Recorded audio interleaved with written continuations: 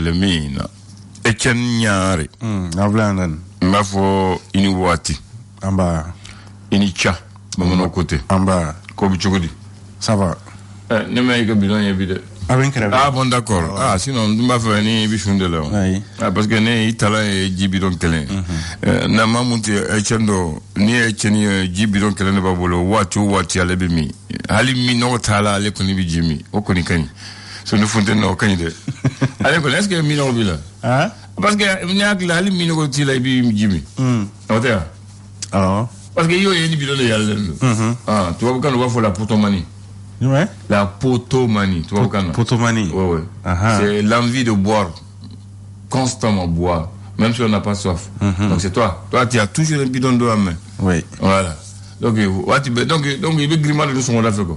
Oui. Ah, quand son gars Jimmy quand ne ma draga dum follow. Eh, quand son gars Jimmy quand ça senti quoi non? Ne ma draga dum follow. Ah, ma dum follow.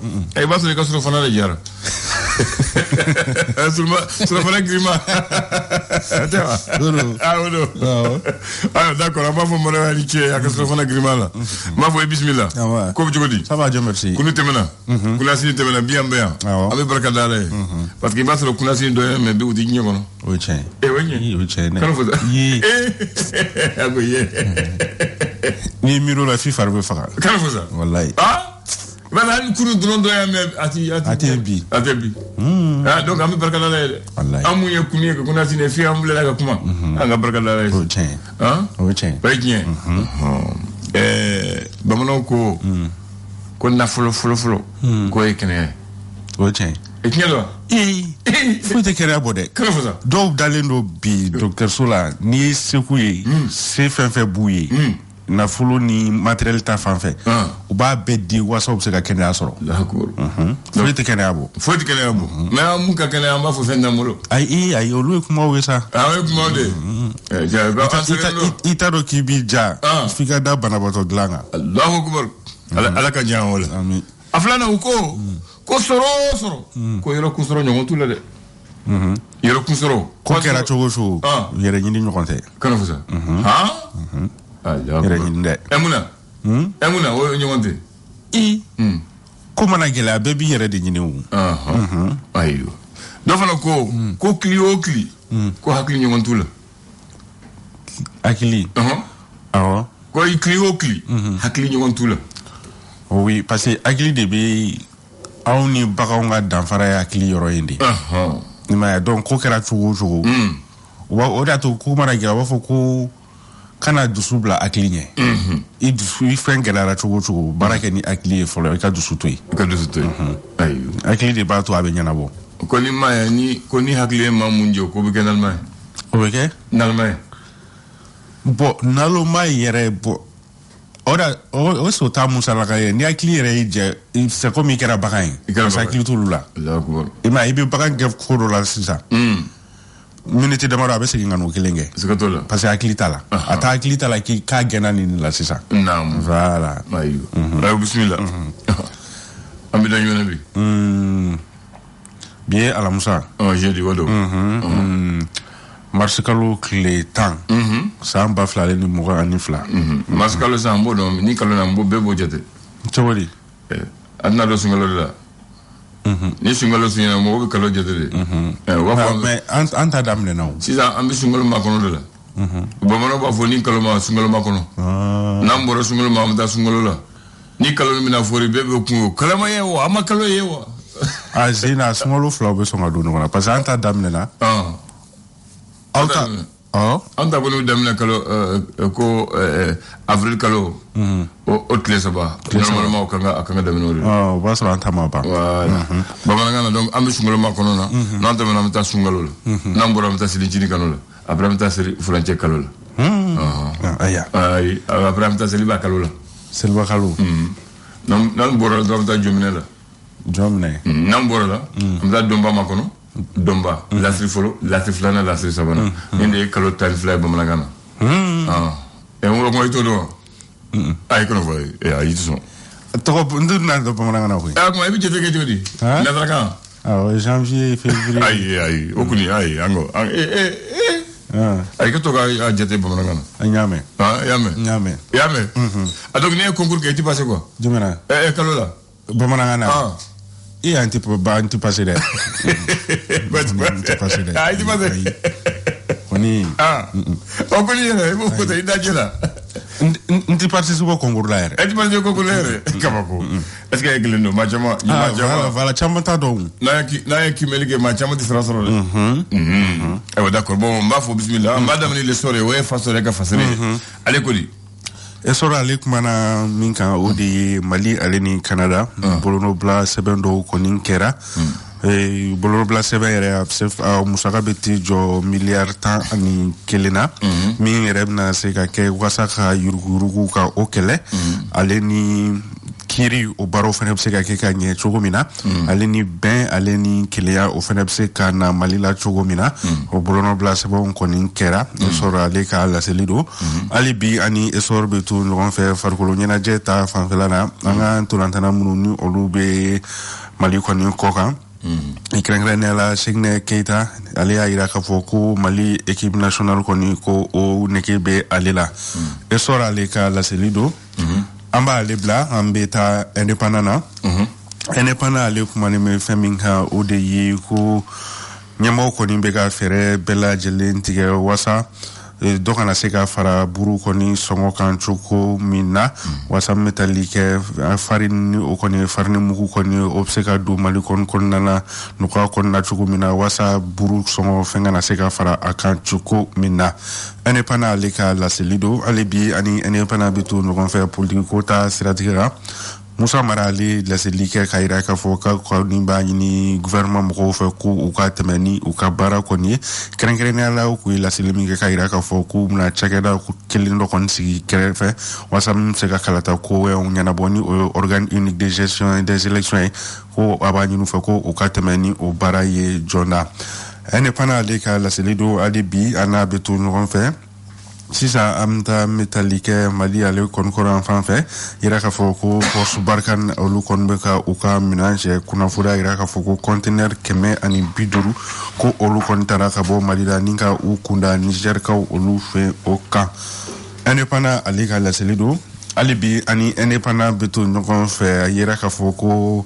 Pemi Mali ale koninga sobol min kon kera no jabu kon bora kunungo ko maro koni million muka ani woro ko osro akasanjara indépendant ale gala selu million mugan wora sanjara ngesere kodu l'indicateur de renouveau ale mufobi ale minfo ale manembe bulu di nyomano koninga Mali ale ni Allemagne fokata se Arabie Saoudite mogoma olu kone bulu di nyoma do koninke wasaka sega dema koninta ka nyashi Malima ame wakati mina iko 600 indicateur de renouveau aleka la selido alibi ani indicateur de renouveau beto nyogon fe ale aira ka fo kwa ame wakati mina iko 600 ko Malini sido koninche la ko négociation koni jole no folo ona te ko politique mogo fena koni ko bela jelen koni makundenu ame wakati mina iko 600 indicateur de renouveau aleka la selido alibi ana beto nyogon fe 600 amta mondoro ka olu fe no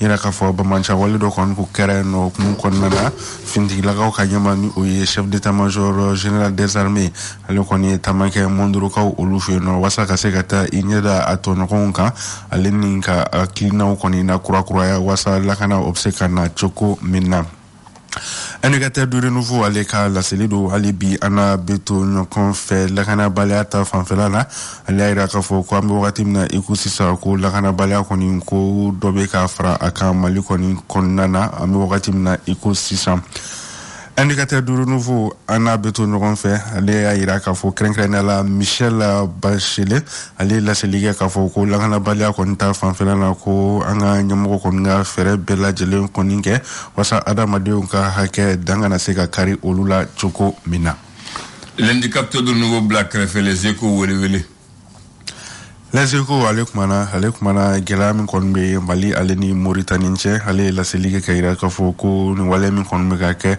ko nin wale in kɔni ko yala ko nin wale bɛna nafa ɲɛ jɔn de ye ko an bɛ wagati min na ko sisan ko ni jamana fila kɔni bɛɛ lajɛlen kɔni bɛ ka bolo di ɲɔgɔn ma kɔni kɛ walasa baaraw bɛ se ka tɛmɛ u ni ɲɔgɔn cɛ cogo min na ko nka ko bɛɛ n'a ta ko dɔw b'a fɛ ka u sen kɔni da o kan. Les Échos ale ka laseli don ali bi ani Les Échos bɛ to ɲɔgɔn fɛ ala yɛrɛ ka fɔ ko Bamako an bɛ wagati min na ko sisan ko mariage kɔni ko cortège kɔni ko faratiba de kɔni bɛ a la. Les Échos ale ka laseli don. Ni y'o bila kɛrɛfɛ le Challenger dun.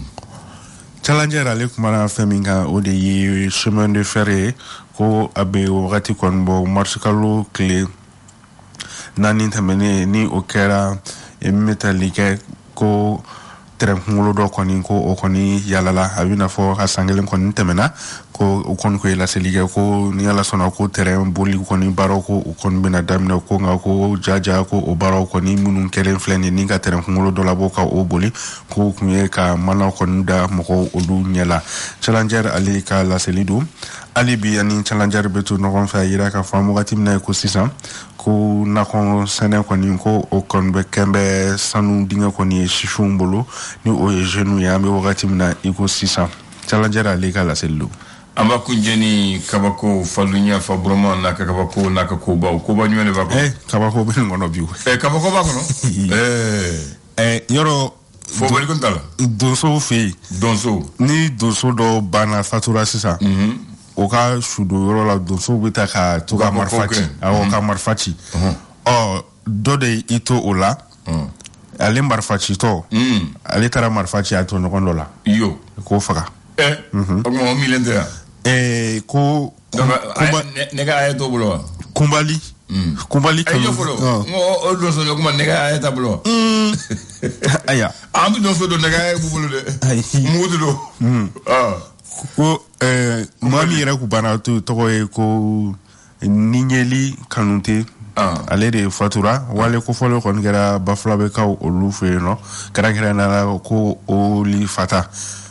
Kunbali Kanute ale de kɛtɔ ka marifa kɔni ci ka wasa u ka ladarafɛn ninnu ka to tulonkɛ la ka wala donc o marifa kɔni taara dɔ sɔrɔ olu t'a fɔ marifa ko olu ye mugu ci donc ale ye mugu citɔ o taara tɔɲɔgɔn dɔ kɔni sɔrɔ a sɔrɔ o ma labɛn fɔlɔ quoi a ka nɛgɛ haya o t'a bolo parce que l'autre nɛgɛ haya de bɛ yen komi a bɛ kabako kɔnɔ ayi bɔnnaw ko maa bɛ to donko la an k'a bila o minɛn la wala an k'a bila o minɛn kɔnɔ hali bi ani kabako bɛ to ɲɔgɔn fɛ a yera k'a fɔ Keɲebakaw olu fɛ yen nɔ tɛgɛ kɔni kɛra maa 4 na minnu ni olu kɔni k'u bɛ fiɲɛti kolon dilan moto fiɲɛti ni k'a feere mɔgɔw ma ka wari kɛ mun ye ka dɔw kun awɔ i yɛrɛ k'a fɔ k'u minɛna wagati min na carnet 4 o kɔni k'u b'u bolo fiɲɛti carnet 4 u bɛ min dilan ni k'a feere mɔgɔw ma Keɲebakaw olu fɛ yen nɔ olu de kɛra maire ye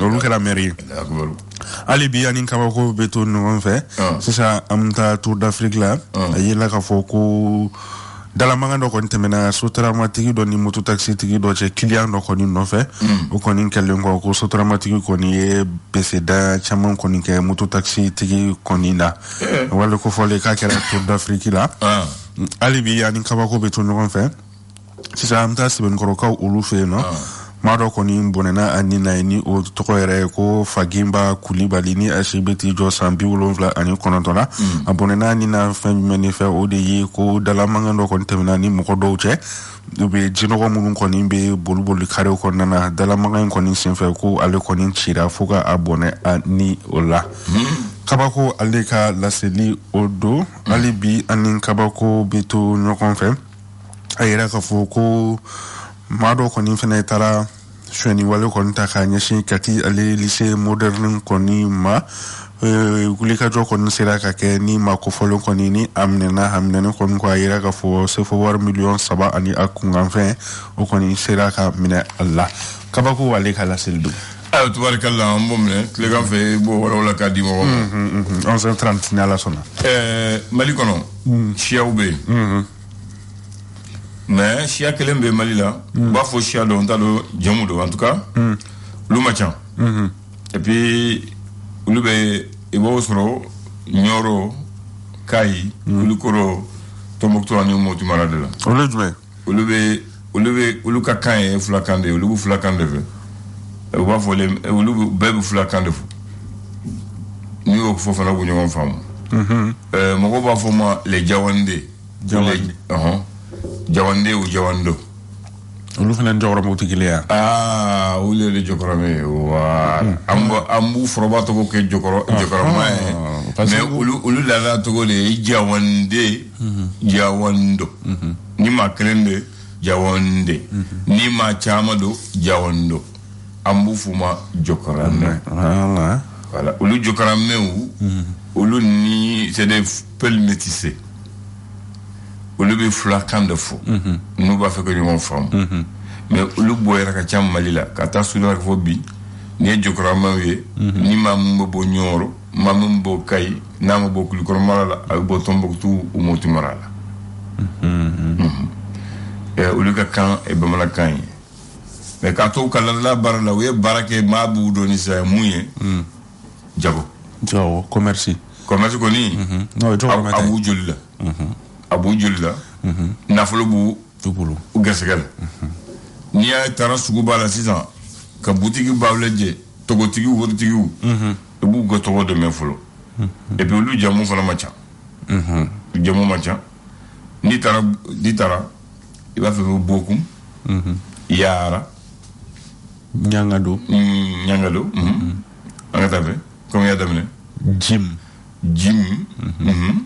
Angatabe. Yatasai, très bien. Yaranangore.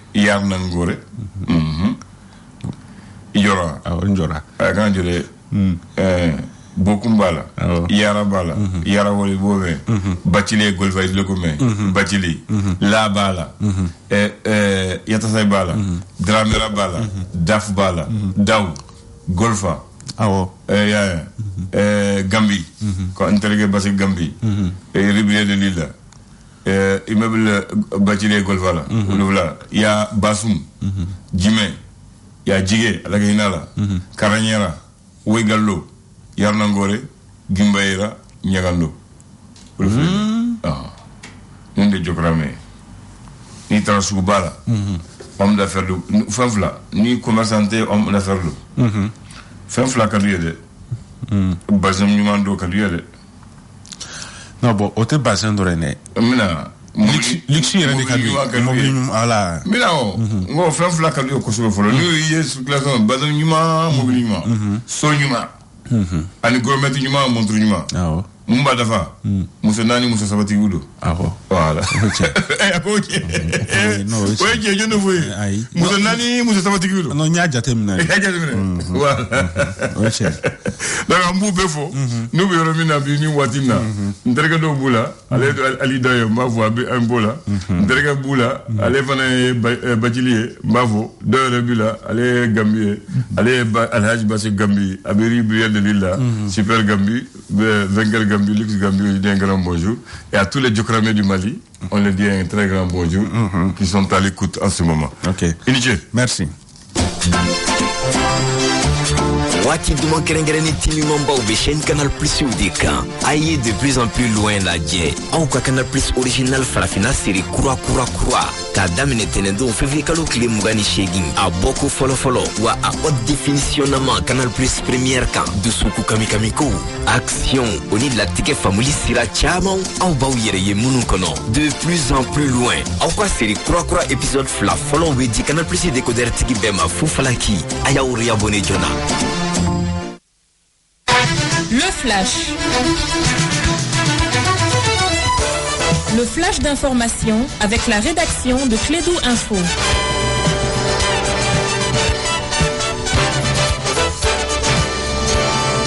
Bien, il s'appelle, il est Bozo au bon moment. Entre les trois, il s'appelle Bakary Cissé dans la parole pour le flash. Bonjour. Oui, bonjour Abdoulaye, bonjour à toutes et à tous. Bienvenue dans ce flash d'information. L'actualité nationale chez nous. Tension entre la Mauritanie et le Mali suite à la disparition des Verts mauritaniens. Un territoire malien, plusieurs dizaines de Mauritaniens sont portés disparus depuis près de 3 jours. Des sources locales affirment qu'ils ont été tués par les soldats maliens du côté du gouvernement du Mali. Aucune preuve ne met en cause les forces armées maliennes FAMA qui respectent les droits humains et agissent toujours avec professionnalisme dans leur lutte contre le terrorisme. Donc selon un communiqué du gouvernement. En Côte d'Ivoire cette fois-ci, pour tenter d'endiguer l'inflation persistante, le gouvernement a détaillé hier mercredi son plan pour lutter contre la vie chère.